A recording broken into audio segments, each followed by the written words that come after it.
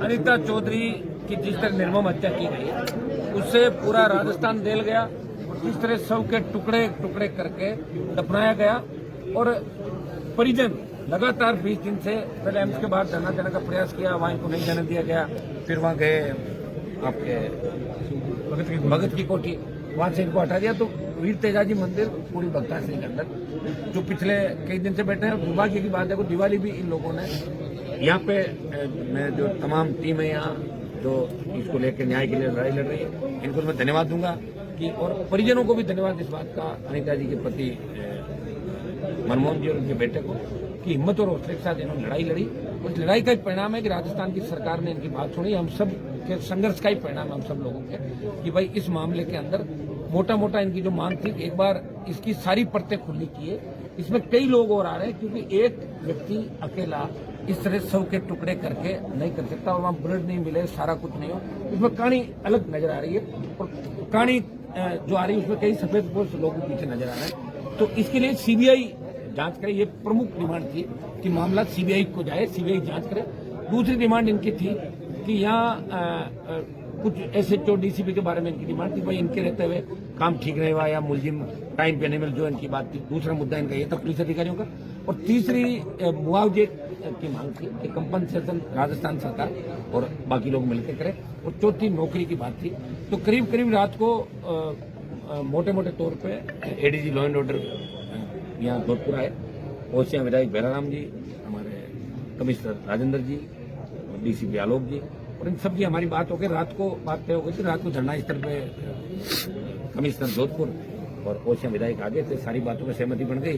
और क्योंकि रात को कंफर्मेशन 3-3:30 बजे हुआ नहीं, तो सुबह 7 बजे कंफर्मेशन हो गया। और जो इनकी मांगे थी वो करीब करीब इनकी मांगे परिजनों की मान ली गई। और आज ही ये केस सीबीआई को ट्रांसफर करने की घोषणा सरकार करेगी। बाकी की जो बात है, जो घोषणाएं हैं, और सरकार की तरफ से जो प्रतिनिधि ग्रुप हमारे बीच उपस्थित भैराराम जी और आलोक जी बैठे हैं यहाँ सरकार की तरफ से, तो और एमएलए साहब हमारे देवेंद्र जी जोशी, जो भी इस मामले के अंदर ये चाह रहे थे पहले दिन से कोई न्याय होना चाहिए और अन्यायवार प्रत्येक खुली। हर व्यक्ति चाहता है कोई कत्ल अगर होता है तो उस कत्ल के पीछे कौन लोग हैं वो पर्दाफाश होना चाहिए, हर सरकार की मंशा रहती है। तो मैं एमएलए साहब हमारे जोशी जी को भी धन्यवाद दूंगा कि इस मामले के अंदर ये भी हमारे साथ खड़े हैं। और भैराराम जी आगे की जो सरकार की तरफ से हमारी मांग क्या थी, सरकार ने कौन सी मांगे हमारी मानी, वो भैराराम जी आपको प्रेस को संबोधित करेंगे। भैराराम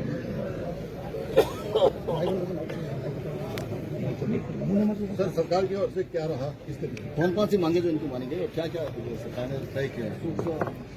मैं सबसे पहले तो जो जिस प्रकार से राजस्थान के अंदर और जो शांति सिटी के नाम से जो जोधपुर शहर जाना जाता है, जिस प्रकार का जघन्य और एक जो बोलो कि निर्मम हत्याकांड हुआ है, मैं इस हत्याकांड को जिसे भारतीय जनता पार्टी की ओर से घोर निंदा करता हूं। जिस प्रकार से एक मानव शरीर के को काट काट कर टुकड़ों के अंदर जो विभत्स्य दृश्य है जिसको आम आदमी देख नहीं सकता, इस प्रकार की घटना का एक सभ्य समाज में कहीं पर भी कोई जगह नहीं है। और इस घटनाक्रम का 36 की 36 कौम घोर निंदा करता है। और भविष्य के अंदर भी इस प्रकार की घटना न हो, मैं आपके सभी चैनलों के माध्यम से और सभी समाज के 36 कौम से इस बात का मैं जो निवेदन करूंगा कि हमेशा अपने बच्चों को, अपने परिवार को घर के अंदर अच्छे संस्कार दिए जावे। जैसे बच्चा किन के साथ उठ रहा है, किन के साथ बैठ रहा है, अपना परिवार का सदस्य किन के साथ जा रहा है और किन के साथ नहीं जा रहा है। क्योंकि इससे पहले भी इस प्रकार के शरीर के डेड बॉडी के टुकड़े काट काट कर फ्रीज में रखे गए, उस घटनाक्रम से भी आप और हम लोग सब परिचित हैं। इसलिए आपके जो चैनल के माध्यम से मेरा यह निवेदन रहेगा कि घर परिवार के लोग भी अपनी जिम्मेवारी समझे और भविष्य के अंदर ऐसी किसी भी प्रकार का घटना का कोई ऐसा अपराधी जो इस प्रकार की घटना को अंजाम न दे सके, ये मेरी सर्व समाज से भी अपील है। और सरकार का जो रुख है वो पहले ही दिन से जो सकारात्मक रुख रहा है। और मैंने पहले भी बताया था कि सरकार के चारों खाने और चारों दरवाजे जैसे बातचीत के लिए खुले थे।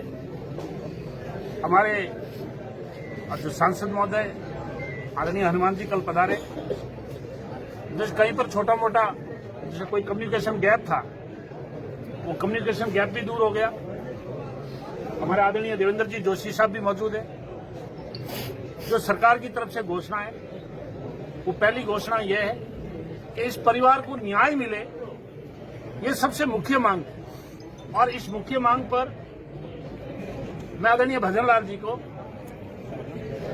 और हमारी सरकार को धन्यवाद देता हूं कि इस मांग को मान लिया गया है।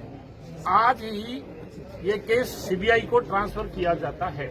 स्टेट गवर्नमेंट आज ही रिकमेंडेशन कर देगी, ये पहली घोषणा है। दूसरी घोषणा यह है कि इस परिवार को जो सरकार की तरफ से जो प्रतिकार राशि जो मिलेगी, और मैं आदरणीय हनुमान जी, हम लोग और सर्व समाज के 36 कौम के लोग, हम लोग लगभग 51 जो लाख रुपए की सहायता इस परिवार की करेंगे। और तीसरी घोषणा, जो यहाँ के डीसीपी साहब है वो अभी हाल फिलहाल उनको यहाँ से रवाना कर रहे हैं, और अन्य भी कोई भी अधिकारी जो इस जो प्रकरण में कहीं पर ढिलाई या कहीं पर लापरवाही यदि रखी गई है, तो एक जो संभागीय स्तर पर एक कमेटी बन रही है, वो संभागीय स्तर की कमेटी जांच कर लेगी। उसमें कोई भी अधिकारी जो दोषी होगा, वो कमेटी जांच कर वो कमेटी अपनी रिपोर्ट देगी।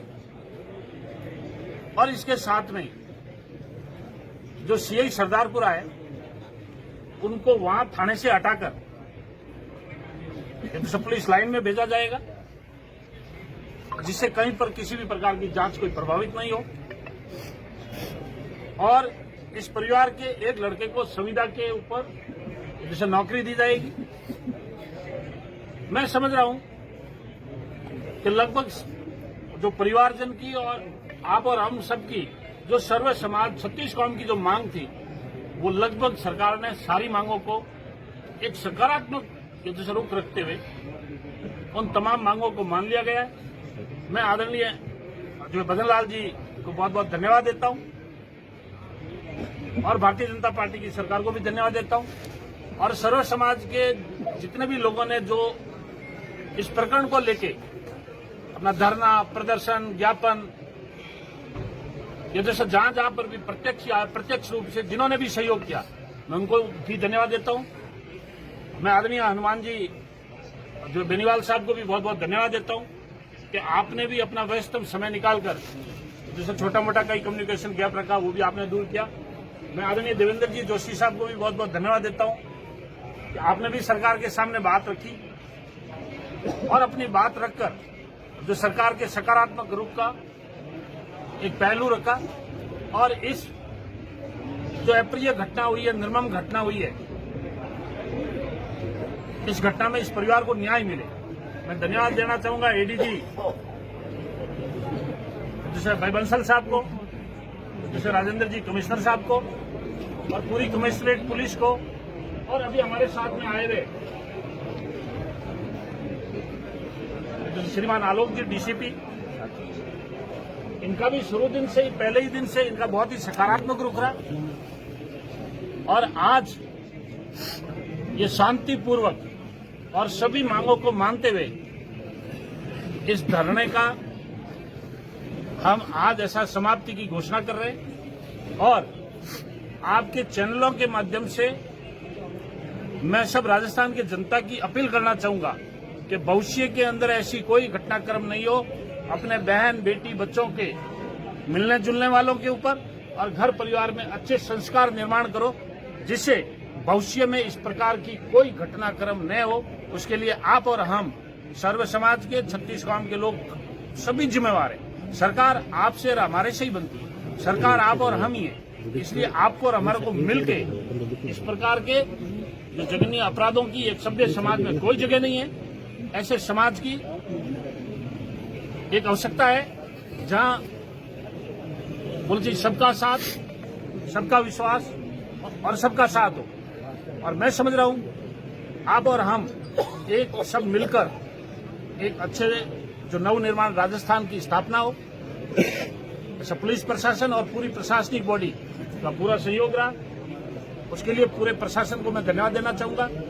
और जो संभागीय स्तर की जो उच्च कमेटी है वो भी अपनी रिपोर्ट जैसे समय सीमा के अनुसार दे देगी। और जैसे मैं समझ रहा हूं कि आगे जो कानूनी प्रक्रिया है उसमें पूरा परिवार इनका संपूर्ण सहयोग करेगा। इनको परिवार को जो भी पुलिस से जो आवश्यकता के जो कानून के दायरे में जो उनको बयान देने हैं या और भी जिन चीजों की जैसे पुलिस को सहयोग में जो आवश्यकता पड़ेगी पूरा परिवार इनका जैसे पूर्ण रूप से सहयोग करेगा, जिससे इस जघन्य अपराध के अंदर जिन जिन अपराधियों को ऐसा प्रत्यक्ष और अप्रत्यक्ष रूप से जो हाथ है वो सलाखों के पीछे रहे, ये आपकी और हमारी सबकी मंशा है। आप सबको बहुत बहुत धन्यवाद। कमेटी कौन संभागीय कमेटी वो तो संभागीय आयुक्त तय कर लेंगे क्या होगा। सर ये जो है इस मामले को आप अनुशंसा आज ही करेंगे सीबीआई के लिए, तब तक जांच कैसे रहेगी? जो नामजद आरोपी थे उनका क्या? उसके अंदर नामजद जो आरोपी है, नामजद आरोप चाहिए अभी पुलिस कस्टडी के अंदर शायद 2 लोग हैं, कितने लोग? 2 लोग हैं, उनसे पूछताछ करेगी सीबीआई। आज अनुशंसा करते ही सीबीआई की एंट्री हो जाएगी ना आजकल में, तो सरकार बात कर रही है सीबीआई से। हम चाहते हैं जल्दी जल्दी सीबीआई आए ताकि सबूत नष्ट नहीं हो और सबूतों के साथ किस तरह की छेड़खानी नहीं हो। ना पोस्टमार्टम चूंकि एक बार एम्स के अंदर हो गया तो हम ये नहीं चाहेंगे कि बार बार पोस्टमार्टम वाली प्रक्रिया विसरा ले लिया दोबारा पोस्टमार्टम नहीं। पहले इनसे एक बार बात करो। आप यहाँ थोड़ा यूँ कर लो, बैठो शकल दिखाओ। अरे भाई